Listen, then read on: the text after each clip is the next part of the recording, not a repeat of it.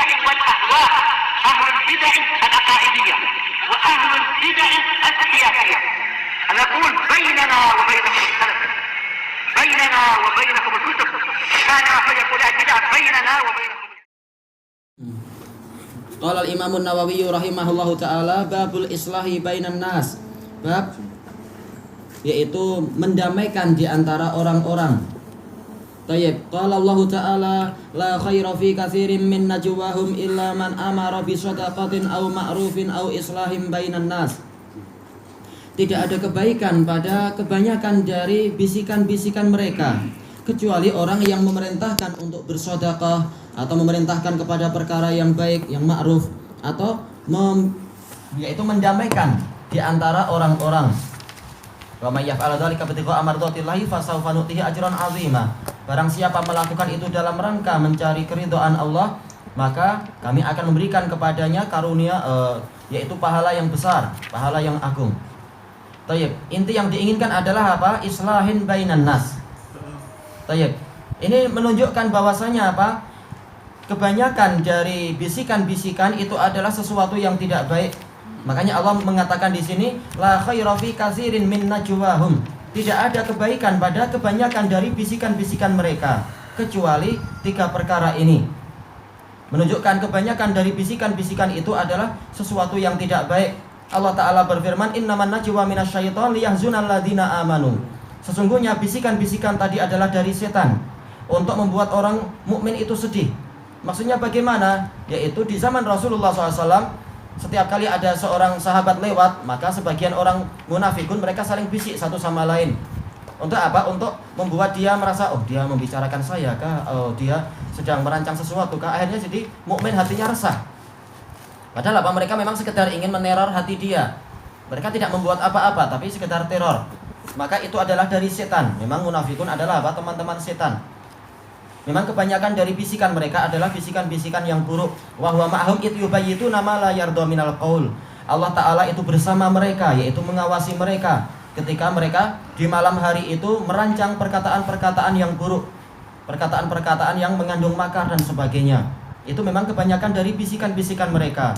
Makanya diriwayatkan dengan sanad yang sahih dari Al-Auza'i, diriwayatkan terlupakan ya oleh Imam Al-Ajuri kalau tidak salah dalam Asy-Syari'ah, dengan sanad yang sahih kepada Al-Auza'i mengatakan apa? Umar bin Abdul Aziz mengatakan, "Idza ra'aita qauman yatanajawna duna ammatin nas fa'alam annahum ala syafa dhalalah au ala ta'sisi dhalalah."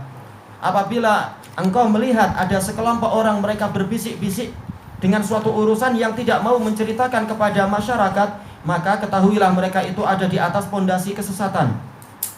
Tayyib. Dan juga diriwayatkan dengan sanad yang sahih oleh Ibnu Abi Syaibah di dalam Musannaf beliau, yaitu ketika Abu Bakar As-Siddiq dibaiat, maka beberapa sahabat, yaitu siapa itu? Az-Zubair dan Thalhah, mereka sering mendatangi Fatimah. Padahal pada hari-hari itu memang Fatimah masih apa? Marah kepada Abu Bakar. Dan juga apa? Ali waktu itu tidak membaiat Abu Bakar. Mereka datang ke rumah, berbincang-bincang lalu pergi. Dan kemudian hal ini diketahui oleh Umar. Maka Umar ibn al-Khattab memberikan apa? Mengirim utusan mengatakan kepada Fatimah, sesungguhnya Nabi kalian adalah orang yang paling kami cintai, dan kalian adalah orang yang paling kami cintai setelah Nabi. Tapi hal itu tidak menghalangi kami kalau kami melihat kalian masih berbisik-bisik, berkumpul-kumpul rahasia semacam itu, untuk kami bakar rumah itu dengan seluruh penghuninya. Maka kemudian apa? Ketika datang Thalhah dan juga Az-Zubair kepada Fatimah, maka Fatimah mengatakan, Umar membawakan pesan begini-begini dan saya tidak memandang kecuali dia akan mengucapkan kalimat itu, maka pula kalian dengan baik. Maka mereka pun setelah itu tidak lagi mengadakan apa? Pertemuan rahasia. Sampai kemudian apa? Fatimah meninggal, kemudian Ali membaiat Abu Bakar As-Siddiq. Ada udzur di antara mereka, tapi apa? Jelas itu pertemuan yang akan dimanfaatkan oleh orang munafikun untuk apa? Merongrong Abu Bakar. Apalagi waktu itu di luar Madinah orang-orang sedang apa? Berkumpul. Orang-orang yang murtad itu berkumpul untuk apa? Menyerang Madinah. Maka apa? Tidak boleh ada pola-pola semacam tadi. Makanya para ulama mengatakan di antara ciri khas dari apa? Orang-orang pergerakan dan hizbiyun adalah ini, yaitu apa? Jilsah sirriyah. Yaitu duduk-duduk secara rahasia, membicarakan ini itu. Kalau ada orang lain tanya apa, langsung mereka merubah pembicaraan. Seandainya mereka di atas kebenaran, mengapa takut untuk menceritakan ke orang lain? Berarti ada sesuatu yang berbahaya. Baik. Makanya di sini Allah menjadikan kebanyakan dari bisikan-bisikan itu adalah tidak baik, tidak ada kebaikannya bahkan. Kecuali orang yang mengajak untuk sedekah, yaitu apa? Sedekah secara rahasia dia lebih bagus daripada sedekah secara terang-terangan. Kalau sedekah itu adalah apa? Sedekah yang mustahabbah. Adapun sedekah wajibah sebagaimana dijelaskan oleh Al-Qurtubi di dalam Al-Mufhim, maka yang lebih utama adalah apa? Dibuat terang-terangan. Untuk apa? Untuk menyemangati kaum muslimin yang lain. Itu sedekah yang wajibah. Adapun kalau yang mustahabah, maka lebih utama adalah secara rahasia.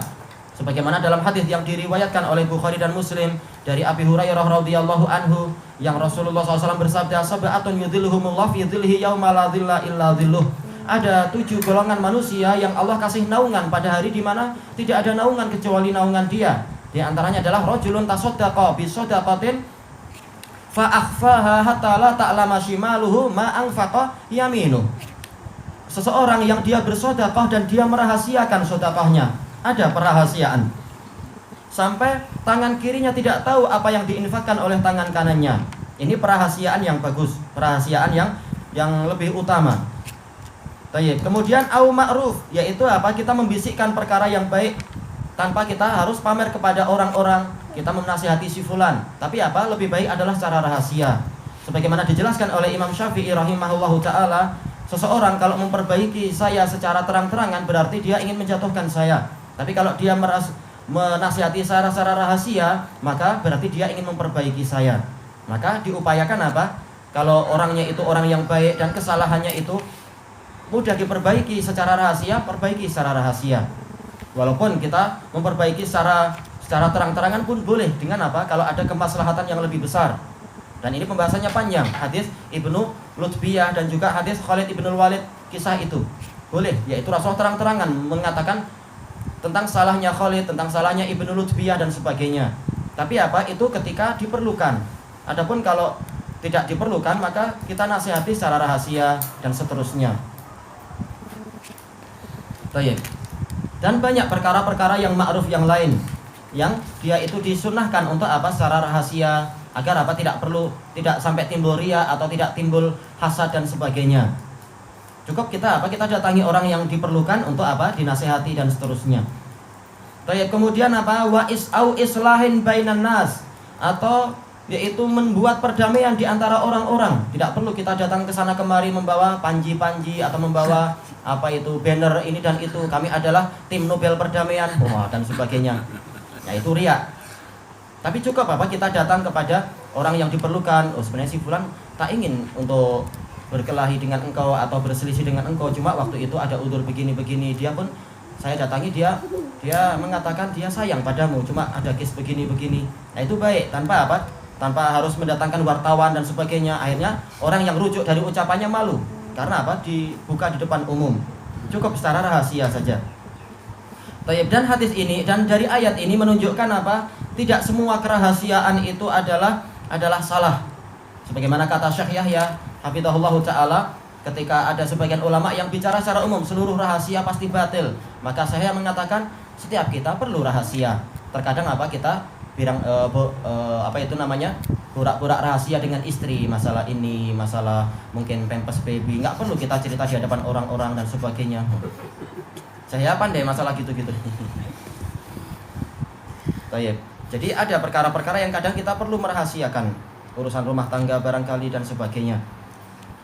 Baik. Adapun untuk perkara-perkara yang tadi, maka hukum asalnya adalah untuk perkara agama tidak ada kerahasiaan. Baik. Cuma inti yang diinginkan oleh Imam Nawawi adalah masalah islahin bainan nas. Dan kita tahu bahwasanya syariat itu sangat menekankan masalah persatuan. Maka setiap kali ada perpecahan, maka itu akan melemahkan kaum muslimin.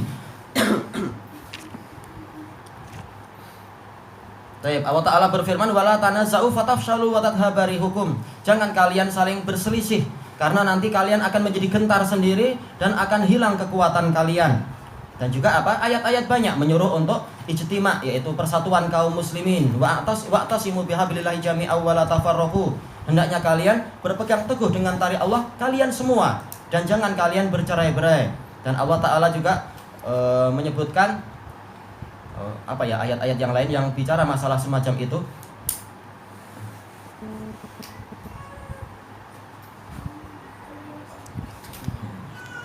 Terlupakan tentang para ulul asmi dan sebagainya itu, tentang masalah itu, yaitu intinya adalah apa? An aqimuddin wala tatafarraqu fih, yaitu tegakkan agama ini dan jangan kalian bercerai-berai. Dan Allah Ta'ala berfirman, wala takunu minal musyrikin minal ladzina farraqu dinahum wa kanu syi'a. Jangan kalian termasuk seperti kaum musyrikin yang mereka mencerai-berai agama kalian dan mereka menjadi berkelompok-kelompok. Setiap kelompok bangga dengan pendapatnya sendiri. Kalau kita tidak bangga dengan pendapat sendiri, tapi apa? Semuanya kita kembalikan kepada Allah dan Rasulnya, walaupun perasaan kita tidak suka itu dan sebagainya. Tayyib. Makanya yang namanya perpecahan ini adalah perkara yang paling tidak disukai, sebagaimana dijelaskan oleh Imam Al-Khattabi rahimahullah dalam kitab Al-Uzlah, yaitu apa? Perkara yang paling berat di sisi Rasulullah adalah perpecahan dan perselisihan di antara para sahabat. Dan juga Al-Khattabi mengatakan seandainya perpecahan itu adalah diizinkan di dalam syariat, niscaya akan batal kitab-kitab suci dan akan tersia-sia di utusnya para rasul. Karena rasul itu diutus untuk apa? Untuk mengajak manusia bersatu di atas kebenaran. Dan seterusnya pembahasan panjang tentang ini. Bahkan sampai Rasulullah SAW meninggalkan keimamahan beliau sebagai imam sholat asar demi apa? Demi mendamaikan di antara mendamaikan Bani Amr bin Auf yang sedang bertikai. Dan beliau menyuruh untuk siapa waktu itu? Abu Bakar, bukan. Yaitu kenyataannya setelah itu Abu Bakar As-Siddiq yang jadi imam. Kemudian Rasulullah datang belakangan.